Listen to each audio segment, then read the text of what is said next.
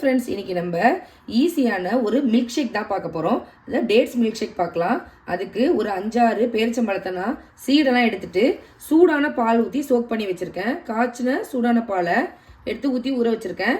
அது கூட 1 table spoon அளவுக்கு கொக்கோ பவுடர் எடுத்திருக்கேன். அதே மாதிரி இதுக்கு சேர்க்கறதுக்காக பால் வந்து 1 கிளாஸ் எடுத்திருக்கேன். இது காய்ச்சி ஆறின பால் தான். இப்போ இது எல்லாத்தையும் நம்ம மிக்ஸி ஜாரில் சேர்த்துக்கலாம். ஃபஸ்ட்டு ஊற வச்ச பேரிச்சம்பழத்தை உள்ளே சேர்த்து பிளெண்ட் பண்ணிக்கோங்க. இந்த மாதிரி அரைச்சதுக்கப்புறமா இது கூட கொக்கோ பவுடர் சேர்த்துக்கிறேன். இது ஒரு ஃப்ளேவருக்காக நல்லாயிருக்கும். அது கூட நம்ம காய்ச்சின பாலை பாதி சேர்த்துக்கிறேன். இதில் நம்ம வந்து கொக்கோ பவுடர் சேர்க்கறதுனால இது சாக்லேட் மில்க் ஷேக் மாதிரி சூப்பராக இருக்கும்.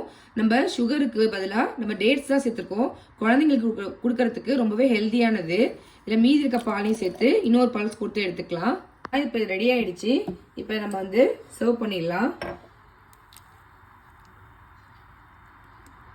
பாருங்க எவ்வளோ சூப்பராக இருக்குன்னு.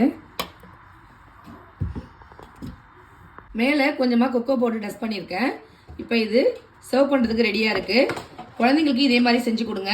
ரொம்பவே ஹெல்த்தியாக லைக் பண்ணி சாப்பிடுவாங்க. நீங்களும் செஞ்சு பார்த்துட்டு எப்படி இருக்குங்கிறத கமெண்ட் பண்ணுங்கள். நான் போகிற ரெசிபிஸ்லாம் உங்களுக்கு பிடிச்சிருந்தா நம்ம சேனலை லைக், ஷேர் அண்டு சப்ஸ்கிரைப் பண்ண மறக்காதீங்க. தேங்க்யூ.